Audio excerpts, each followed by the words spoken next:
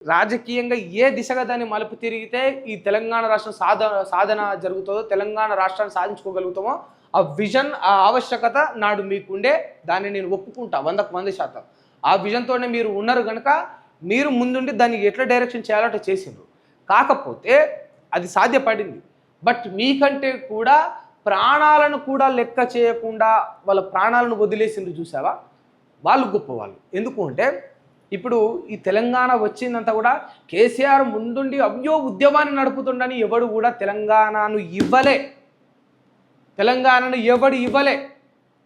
At the same time ముందుండి మీరు ఒక్కడే నడిపించి తెలంగాణను మీరు తేలేదు, వాళ్ళు ఇవ్వలేదు. ఈ తెలంగాణ బిడ్డలు ఎంతోమంది విద్యార్థులు గవర్నమెంట్ ఉద్యోగులు సైతం వాళ్ళు ఆత్మ బలిదానాలై వాళ్ళ ప్రాణాలను అర్పించి ఈ తెలంగాణను పొందిండ్రు. ఇట్లా చేస్తే తప్ప తెలంగాణ మనకు రాలే. మీరంతా మైకు దొరికినప్పుడు మీరు ఏం చెప్తారంటే ఈ గులాబీ పార్టీ వాళ్ళు కావచ్చు, ఈ కల్వకుంట్ల కుటుంబం వాళ్ళు కావచ్చు, మా నాయకుడు కేసీఆర్ గారు కష్టపడి తెలంగాణను తెచ్చిండు. సిగ్గు ఉండాలి. నేను చెప్తా ఉన్నా, మీ అనుభవానికి, మీ యొక్క రాజకీయ చతురతకు, లేకపోతే మీకున్న మంచితనానికి కావచ్చు, మీరు చేసిన మంచి పనులు కావచ్చు, ఇవన్నిటిని క్యాలిక్యులేట్ చేసుకొని నేను మంచి వ్యక్తి లెక్క మాట్లాడుతూ ఉన్నా.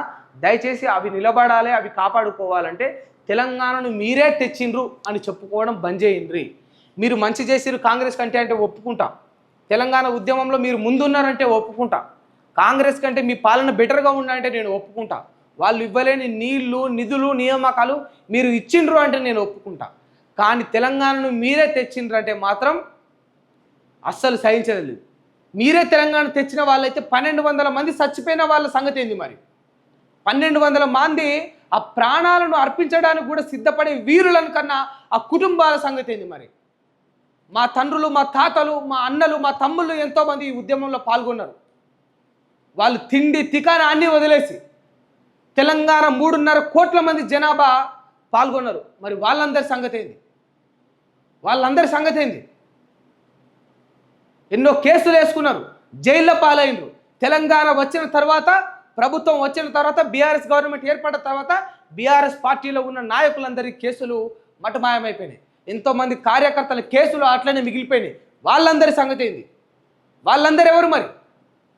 ఈ తెలంగాణను ఇంకెవడైనా నేనే తెచ్చినా అని చెప్పుకుంటే మాత్రం అసలు సహించేది లేదు.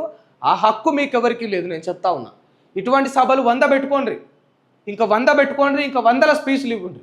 దయచేసి మాటకు ముందు మాటకు వెనకాల తెలంగాణ గురించి మాట్లాడే ముందు ఒక్కసారి ఆలోచన చేయండి. మీకు ఈ తెలంగాణ మీద ప్రేమ ఉండొచ్చును కాక ఏమైనా అయి ఉండొచ్చు, బట్ తెలంగాణ మీరే తెచ్చిండ్రు అనేది మాత్రం పచ్చి అబద్ధం. ఇంకెవడైనా ఇచ్చినా అంటే కూడా అది అబద్ధమే.